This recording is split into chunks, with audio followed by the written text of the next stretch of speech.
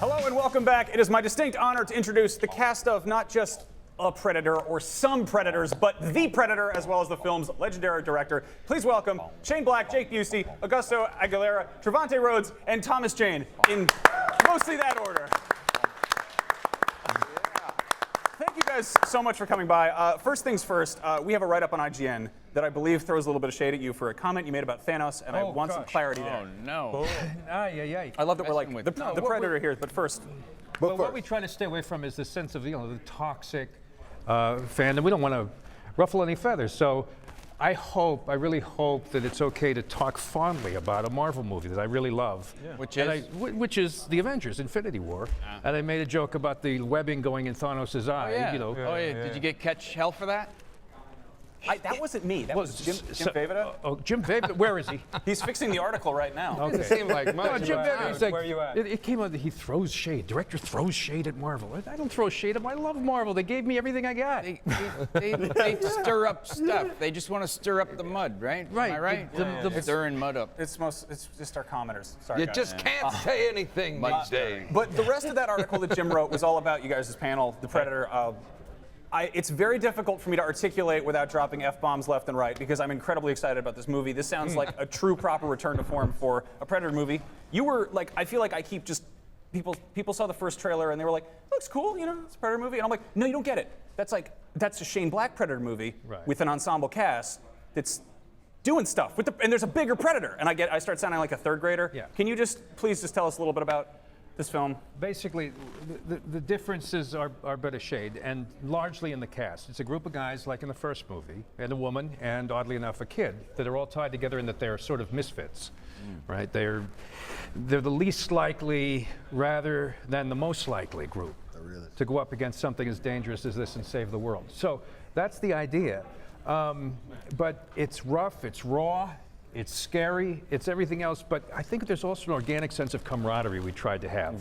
That these guys seem to really have taken to, and my job as a director at that point was largely just to get out of the way and let them do what they do.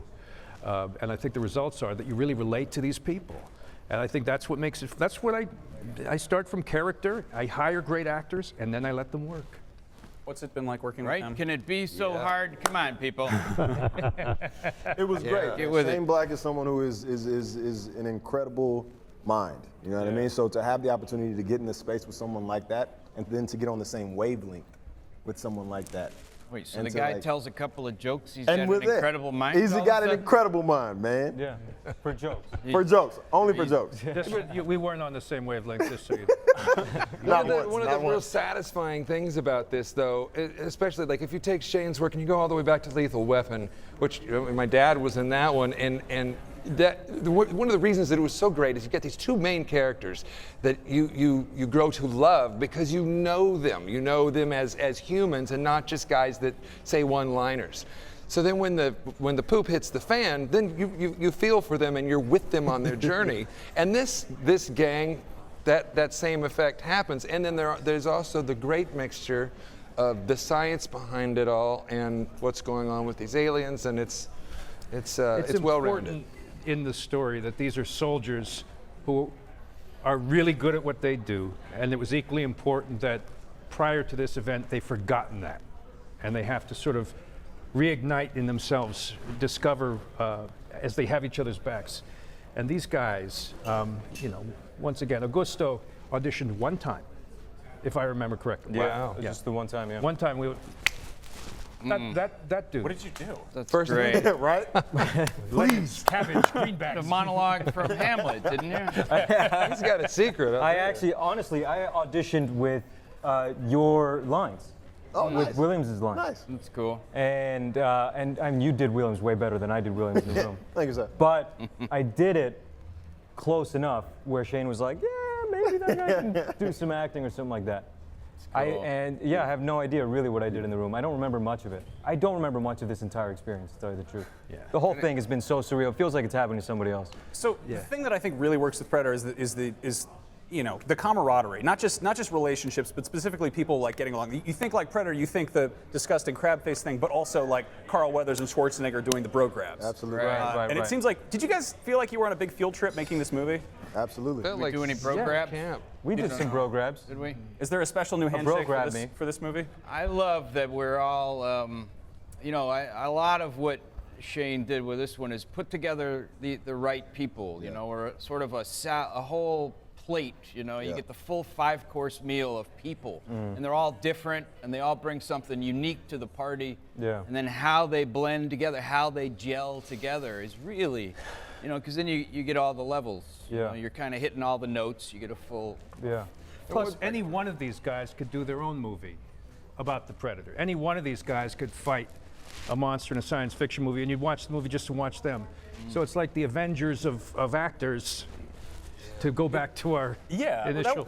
But I think the theme a great does movie. seem to be Great movie. overall. It truly is the underdog, and they're like 5 underdogs together, or 5 aspects of an underdog type of character. That's what I love about it. overcoming this thing. I love that these guys were broken, they were good at their job, and because of their job, they'd been shattered.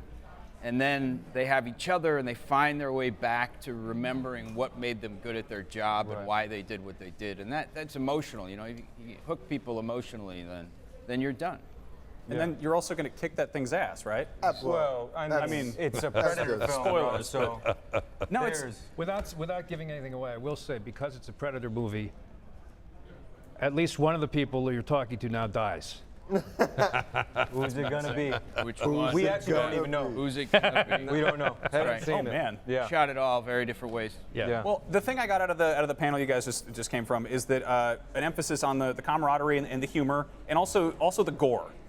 Yes. Can we talk? And like, we're all guys here. Like, watching stuff get its heads ripped off is cool. It's a fun time. Yeah. Yeah. And being able to watch that while we're shooting it was even more fun, to see all of the behind the scenes and all of that, how that goes about. Do you know what I mean? Because we really got to get into it. It wasn't like we were shying away from any of it. So we really went for it, especially with the practicals and all of that. Shane, you were really kind of adamant on the practicals of all of this, Yeah. and mixing that with the CGI. So it was Yeah, really we try great. to blend them. But I think, the R rating helps, because you can't change the makeup of the Predator. It's become very familiar, Right. iconic even. Yeah, you can yeah. do it at home in your basement. And you made a bigger one. Well, even still, you have to emphasize how they behave, right? They have to be fast.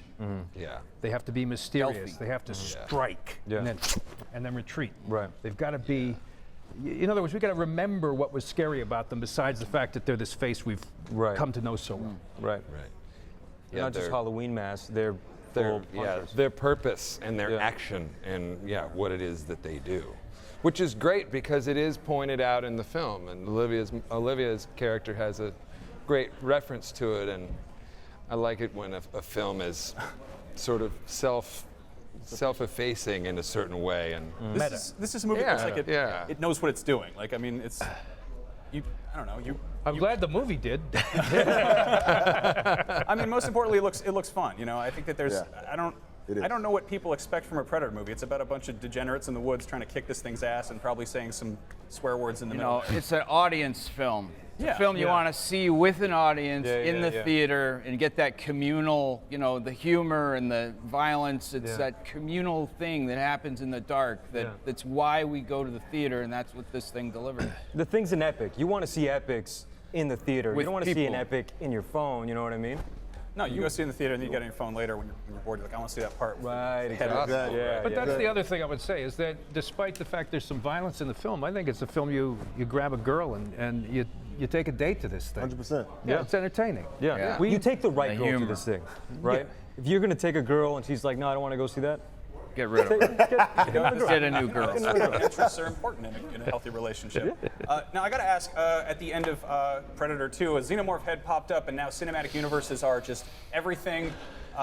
Does this exist within the greater Predator canon? Like, how does it fit into those other films? I care? think, we do, actually. It fits in that the first movie took place. I think all of the movies took place. This is a sequel. It's not a reboot. The first movie in 1987 introduced people that are remembered and noted in this one. The difference is that now I think with these repeated trips to Earth and these different incursions, humanity is noticed now.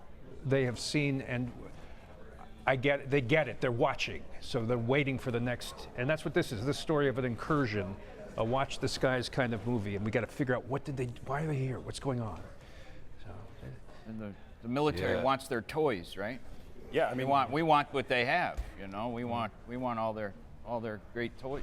I'm a little bit amused at the suburban setting. We've seen like the Predator beating the crap out of the other Predator in like a school, which is like, again, inner third grader here is very excited. I wasn't really wild about school. What was behind the choice to like bring it home, to bring it to like, you know, a familiar area rather than the jungles?